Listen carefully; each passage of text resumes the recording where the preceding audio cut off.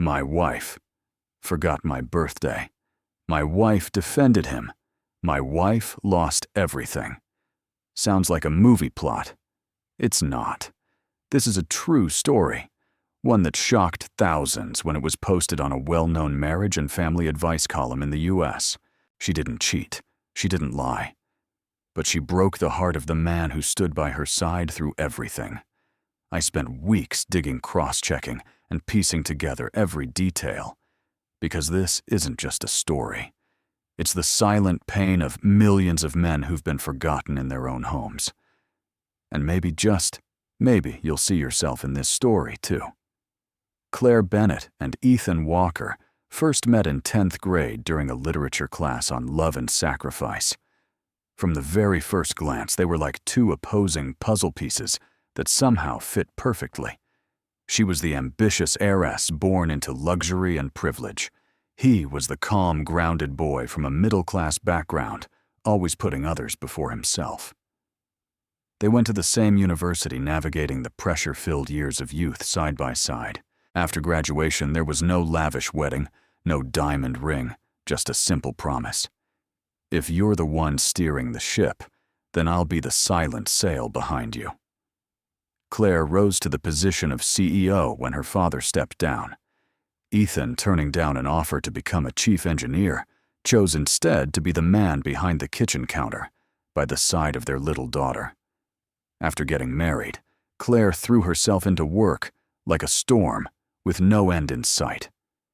With the CEO seat passed down by her father, she carried the weight of a long-standing business empire, and she couldn't afford to let anyone down. Ethan, once a valedictorian in engineering with a bright future ahead, chose a path less visible, staying home to care for their young daughter Mia, preparing meals, managing bedtime routines, and, quietly, becoming the unseen right hand behind his wife's success. While Claire was tied up in back-to-back late-night meetings, Ethan silently reviewed proposals, polished up strategic plans she hadn't had time to comb through. No one at the company knew, but the million-dollar deals Claire closed bore his fingerprints. Her father, Malcolm Bennett, once a sharp-witted titan of the business world, saw it all and appreciated it more than anyone else. One evening, with just the two of them alone in the study, he said gently, "You're truly impressive, Claire. But without Ethan, I'm not sure this company would still be standing as strong as it is." Claire smiled, brushing off the comment like a polite compliment. What she didn't realize was, somewhere along the way, Ethan had started to shrink in her eyes. When Claire's company brought in a new group of interns, one name quickly stood out: Nathan Cole. 26 years old, graduated with honors, quiet, but fiercely driven. His work ethic earned the respect of many colleagues. Nathan had a gentle demeanor, a calm voice, and most notably, the kind of patient listening that reminded Claire a lot of who Ethan used to be. Claire began to take notice. At first, she simply praised him as hard-working and well-mannered. Then came the late-night work sessions, where she'd often ask Nathan to stay behind and assist. And one day, during a small meeting, she casually introduced him to the team. "This is Nathan, my honorary little brother." From that day on, the name honorary little brother started popping up more and more around the house. Ethan wasn't the jealous type. He wasn't suspicious by nature. But he was intuitive enough to catch a strange look in Nathan's eyes, one filled with admiration. And something more. At first, it was just the occasional visit, Nathan dropping by Claire's house to pick up documents, joining small company gatherings, or accidentally showing up when Ethan was playing with Mia. But slowly those accidents started to feel deliberate. Ethan didn't say a word. But for the first time in 8 years of marriage, he felt like a stranger in his own home. Ethan was never the kind to ask for much. He never talked about his birthday for an entire week, like Claire did every year. But this year, for some reason, maybe because he felt himself slowly being left behind, he wanted Claire to remember. That afternoon, Ethan spent hours alone in the kitchen. He made Claire's favorite dish, lasagna, carefully wiped the edges of the plates with his sleeve to make everything look perfect. He baked a chocolate cake with frosting, just like he used to when they were dating. And by 7 p.m., he turned off all the lights, lit the candles, and waited. Claire texted at 6:12 p.m. "Babe, I'll be home right after this meeting. Won't be late." Ethan read the message and smiled. He believed her. 7 o'clock, 8, 9. The lasagna had gone cold. The candles had nearly melted down. Mia was already asleep. Ethan kept sitting there. No calls, no texts. At 11:47 p.m., Claire walked through the door. She stepped into the living room, still holding a gift box from Nathan's promotion party. Her eyes landed on the untouched dinner table, the uneaten cake, and Ethan sitting silently, chin resting on his hand. Oh my God. "Ethan, today is," she said, as if the realization had just hit her. Ethan looked up. There was no anger in his eyes. He simply asked gently, "Do you remember what today is?" Claire bit her lip, set her bag down, and softly replied, "I'm sorry. I really forgot today. Was..." Ethan gave a faint smile, a quiet, broken smile barely there, but full of sadness. "I don't need cake. I just needed you to remember." He stood up, gathered the melted candles into a box, silently washed each plate by hand. The room felt suffocating in its silence. It wasn't anger. It was the moment a man realized he was no longer a priority. Claire stood silently behind her husband for a long moment. The air in the room still carried the sweet scent of frosting, but all the warmth had long since faded. She stepped forward, gently, wrapped her arms around his waist from behind. Her hands were cold. His chest felt hollow. "I'm sorry. Can I make it up to you? Let's go out for dinner tomorrow, just the three of us. Anywhere you want. I promise, I won't forget again." She poured 2 glasses of wine and handed one to him, then kissed his cheek. A kiss meant to soothe, not to spark desire. Ethan nodded, that same strained smile still on his lips, but his eyes didn't change. "It's okay. I'll take Mia to the grocery store tomorrow before dinner." He didn't say no, but he also didn't say, "I forgive you." After that, Claire went upstairs first. Ethan cleaned the table, wiped away the candle wax, checked the windows, and instead of heading into their shared bedroom, he turned into Mia's room. That night, he lay beside his daughter. Her tiny hand clutched his tightly in her sleep. He wasn't angry, just exhausted, a kind of exhaustion that words couldn't explain. Sometimes you don't need a fight to know love is fading. You just need to realize that the person you love no longer needs you when it mattered most. On Mia's 7th birthday, Ethan woke up early. He'd been planning this for a week. Nothing fancy, nothing extravagant, just a small party at home with a few of Mia's closest friends and all the things she loved most. He blew up the balloons himself, hung ribbons from the ceiling, and printed each invitation card with "Hello Kitty, Mia's favorite." In the kitchen, he prepared his special creamy mushroom pasta, the one Mia always called Daddy's dish. The chocolate birthday cake was ordered from their usual bakery with the message, "Happy 7th birthday." Mia, love from Mommy and Daddy. Claire had a morning meeting, but before leaving work, she texted her husband, "I'll be home before 7. Don't start without me, okay?" Ethan read the message and smiled. He looked at the clock. 6:10. Everything was nearly ready. But then, at 6:34, Claire's phone rang. It was Nathan. "Claire, I feel dizzy. I can't breathe. I think I'm having a stroke." Startled, Claire didn't hesitate. She told her assistant to reschedule the meeting, then rushed to drive Nathan to the nearest hospital. At the hospital, Nathan was taken into the emergency room. Claire, anxious, kept calling for nurses.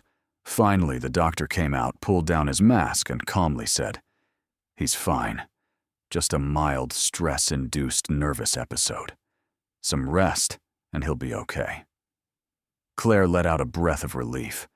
Then she looked at her phone, 8:10 p.m. Her heart sank. When Claire walked into the house, it was already over. The balloons had started to deflate. The ribbons drooped slightly in the air-conditioned breeze.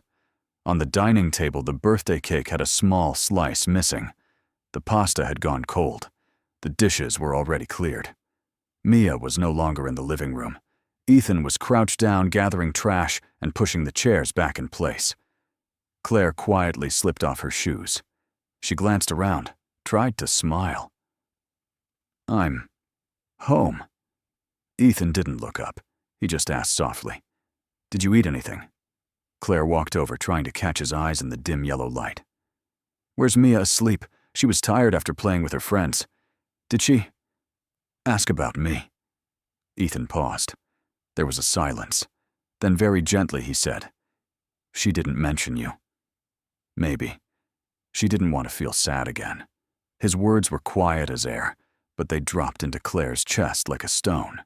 That night, Claire stepped into Mia's room, kissed her lightly on the forehead, then turned around and saw Ethan lying on the sofa pillow across his chest, eyes closed, but clearly not asleep.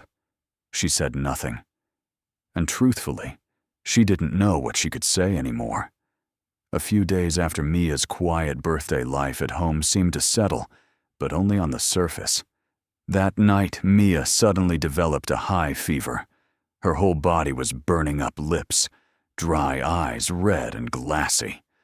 Panicked, Ethan carried her straight to the hospital, calling Claire as he drove. "She's burning up.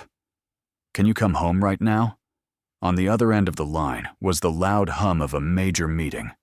Claire let out a sharp breath and responded quickly. "I'm in a strategy meeting with the board. I'll have my assistant cover for me. Then I'll head over." About an hour later, Claire arrived at the hospital with Nathan by her side. She explained that she had stopped by the office for some documents, and Nathan had offered to drive her. Claire stayed in the room with Mia, while Ethan went out to buy some essentials. Not long after, Nathan followed him and offered Ethan, "Let me help. I can come with you for a bit." Ethan nodded, saying nothing. They walked together to the pharmacy near the hospital, crossing a busy intersection. The traffic light was still red. Ethan focused on opening a message from the doctor, didn't notice the sudden shove from behind, a violent push that sent him crashing into the street. A deafening impact. Shouts. The screech of brakes cutting through the chaos. Ethan was hit head-on by a motorbike thrown violently to the curb. Blood streamed from his temple, his knee torn open, shoulder scraped raw. Nathan had also fallen in a very unconvincing way, now lying by the curb, grimacing. Both were rushed to the ER. Ethan lay still. Blood not yet stopped. Meanwhile, Nathan had already recovered enough to spin a completely fabricated story. Ethan suddenly got mad and punched me. I couldn't block it in time. I just pushed him away. I didn't think he'd fall into the street. When Claire arrived, eyes still wet with panic, she saw Ethan with his head wrapped in gauze, blood seeping through the bandages. But the first words out of her mouth were, "Ethan." "Oh my God. Why would you hit Nathan? Have you lost your mind? I can't believe you let your anger go that far." Ethan opened his eyes, throat parched. The words slipped out, barely audible. "Did you even ask if I'm okay?" Claire froze for a moment. Then her voice cut the air like a blade. "This is a hospital, Ethan, not a place for your jealous tantrums. You think I don't see how you look at Nathan? You've changed. You're not the calm, patient man I once loved. Now you're just bitter and petty." Ethan said nothing. Blood continued to leak down his ear, soaking into his white shirt. He didn't argue. He simply looked down, then turned away. Claire stood there, breathing hard, confused by his silence. But what she didn't realize was that silence was his final cry for help. A while later, Ethan walked out of the ER on his own shirt, bloodied, limping, pushing away the nurse's arm. "I can walk." Claire was still upset. Nathan let out a theatrical sigh. Ethan passed by both of them without a glance. He only paused at the doorway to Mia's room, peeking in to see his daughter sound asleep. No one called him back. No one apologized. No one asked, "Are you in pain?" He didn't die that night. But a part of him never came back to life. A few days after the accident, Claire began to keep her distance from Ethan. She thought he needed time to lower his pride to reflect on what she believed was a baseless outburst of jealousy. As for Ethan, he said nothing. No anger. No arguments. He simply lived like a shadow in his own home. Then one afternoon, as Claire was about to leave the office, Nathan walked into her room with a distressed look on his face. "Claire." I didn't know who else to ask. "My mom. She was just diagnosed with late-stage cancer. She's dying, and her last wish is to meet her daughter-in-law. Even if it's just pretend. Please. Can you help me?" Claire froze. A dozen reasons to say no ran through her mind, but the desperate look in Nathan's eyes softened her heart. "Just this once. I'll help him. Just this once." They arrived at the hospital and walked into the room where his mother lay. The elderly woman smiled faintly when she saw Claire. Nathan took Claire's hand like they were a real couple, then gently said, "Mom, this is Claire, my fiancée." Claire stiffened. She wanted to correct him, but saw the woman's fragile eyes and peaceful smile. She swallowed her words. Just then, Nathan leaned in and kissed Claire on the cheek. She flinched, turned her head slightly, but it was too late. The kiss wasn't long, wasn't deep, wasn't obvious, but it was sharp enough to pierce the heart of the man walking past the door, Ethan. And Mia. Ethan had brought their daughter for her routine checkup. As they passed the row of inpatient rooms, Mia peeked through a door left slightly ajar. "Daddy, look. It's Mommy." Ethan turned just in time to see Nathan press his lips to Claire's cheek. Claire stood still. She didn't pull away. She didn't resist. And Mia, only 7 years old, said in a voice so soft, so sad, "Mommy let that man kiss her." Ethan said nothing. He bent down, lifted Mia into his arms, and turned away. Father and daughter quietly walked down the sterile white hallway, reeking of antiseptic. Claire had no idea that just outside that hospital door, a small family had fractured a little more. No screaming. No tears. Just a kiss at the wrong time, in the wrong place, and far beyond forgiveness. That morning, the house was eerily quiet. No sound of Ethan waking early to make breakfast. No tiny footsteps from Mia running around the table calling for her mother. Instead, there was the soft thud of a suitcase and the sound of restrained breathing. Ethan folded each of Mia's little outfits, carefully packed her favorite toys into a fabric box. He didn't cry. He moved as if it were routine, but his hands trembled slightly every time he touched the small birthday dress Claire once picked out for Mia. Claire came home from work, opened the door, and froze at the scene before her. "Where are you going?" "Ethan, I don't understand." Ethan didn't answer. Mia stepped out of her room, eyes glossy with tears, but silent. She hugged her old teddy bear tightly, looked up at her mother, then quietly turned and reached for her father's hand. As Ethan rolled the suitcase toward the door, Claire rushed over, blocked the way, and collapsed to her knees in the hallway. "I never betrayed you. I never loved anyone else. I just wanted to help someone. I never thought it would come to this." Ethan stopped. After a long moment, he turned to look down at her eyes, no longer angry, no longer accusing. Just empty. "I know. You didn't betray me. You just stopped choosing me every time there was a choice to make." With that, he took Mia's hand and walked away without looking back. Their figures slowly disappeared down the hallway. Claire remained there, crumpled on the cold floor. and for the first time, she understood what it meant to lose both a husband and a child without ever having an affair. For a week after Ethan left, Claire lived like a ghost. She couldn't finish a meal, couldn't remember her meetings, and couldn't sleep through the night. Images kept replaying in her mind: the untouched birthday cake, Ethan's bloodied eyes in the hospital, and his final words. "You just stopped choosing me every time there was a choice to make." Claire refused to accept it. Part of her still wanted to believe it was unintentional, just a misunderstanding. I still have a chance. Until one day, a trusted colleague quietly handed her a folder, something Claire never thought she needed. But it shattered her completely. The report stated Nathan had previously been involved in a financial scam with an ex-girlfriend, had used the same fake illness to gain sympathy tactic on multiple women, and most damning, a hidden-angle security camera captured Nathan deliberately shoving Ethan into the street on the day of the accident. Claire couldn't believe her eyes. Trembling, she knocked on the door of a law office. That same day, she turned over all the evidence to the police. Nathan was arrested within hours. He didn't resist, just lowered his head and smiled. A smile that made Claire want to slap herself. That night, Claire stood in front of Ethan and Mia's new apartment. In her hand was a small bag of pastries, Mia's favorite. But when she reached the door, her legs gave out. She collapsed to her knees, leaned her head against the door, and cried out through the tears.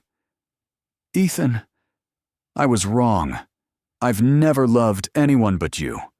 I didn't cheat, but I trusted the wrong person. I stopped choosing you because I thought you'd always be there. I didn't know that even you could break." Inside, the lights were still on. Claire heard the TV, heard her daughter's soft laughter, but no one came to the door. No anger, no footsteps, just a cold, brutal silence like the final verdict. Claire crumbled, hugging the bag of pastries spilled on the floor, sobbing like a child.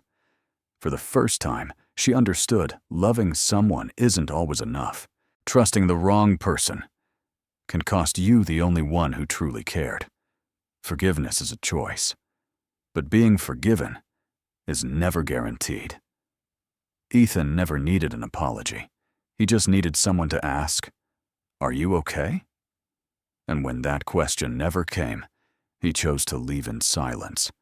Claire didn't cheat, but every time there was a choice, she chose someone else until she lost everything.